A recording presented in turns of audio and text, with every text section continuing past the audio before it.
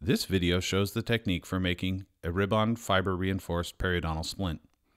Ribbon first became popular as a material for making periodontal splints, and it is still recognized as the industry standard for this application. These splints are easy to make, strong, aesthetic, and exceptionally durable.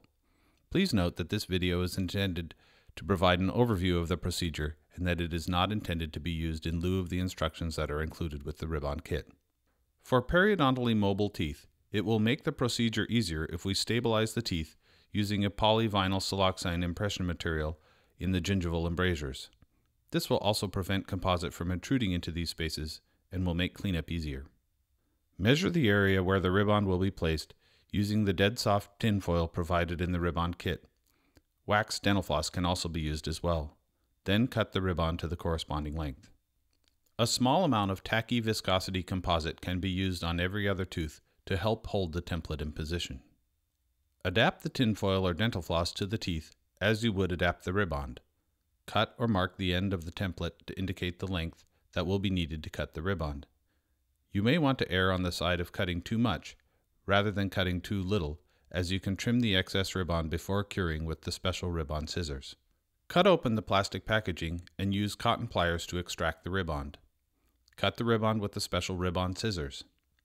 Ribbon is made from the same ultra-high molecular weight polyethylene fibers used to make bulletproof vests, and normal scissors will not cut it cleanly.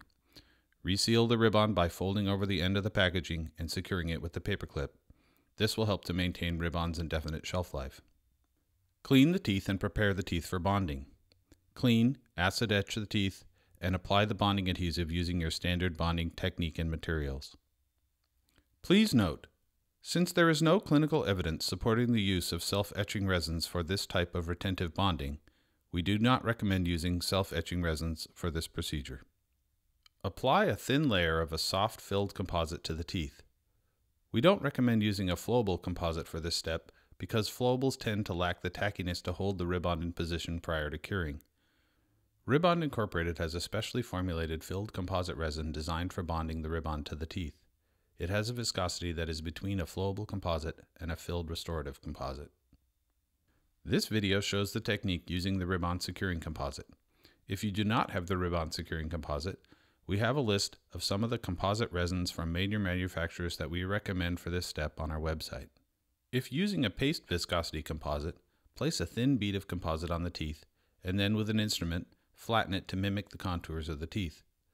Flattening the composite will make the adaptation easier and reduce the amount of composite that needs to be displaced when placing the ribbon.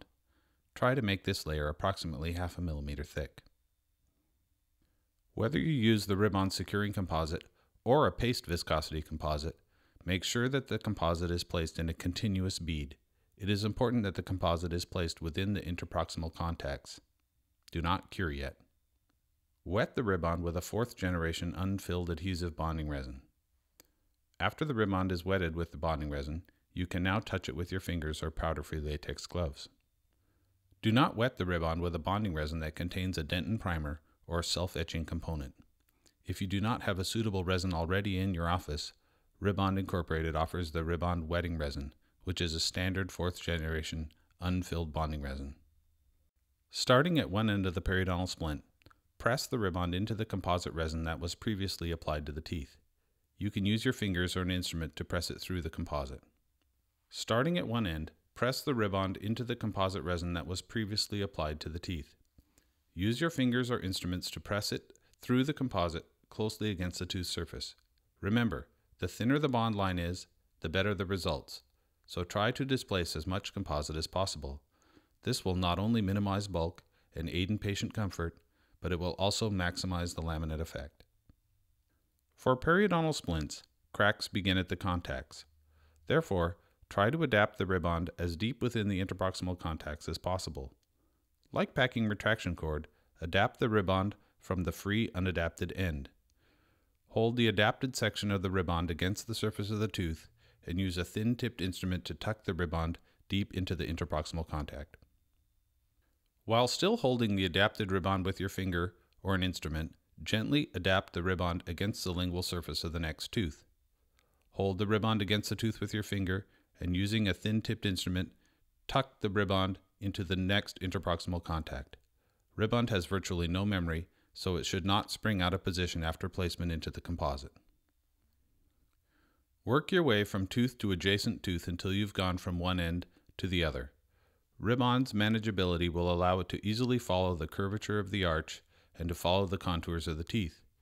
If the ribbond piece is too long, cut the excess with the special ribbond scissors prior to curing. After placement, using the same thin-tipped instrument, carefully remove the excess composite resin that was displaced during the adaptation of the ribbond. Move the instrument parallel to the lengthwise orientation of the ribbond to avoid accidentally displacing the ribbond. Check the final placement of the ribbond, and after the removal of the excess composite, polymerize. For an extra coronal splint, paint a thin layer of flowable composite over the ribbon splint. Shortening the bristles of a microbrush will add more body to the brush. Do not use the ribbon securing composite for this layer. Polymerize each area for 5 seconds, just enough to prevent the composite from slumping. Paint another couple layers of flowable composite onto the splint. Try to make this covering layer as smooth as possible.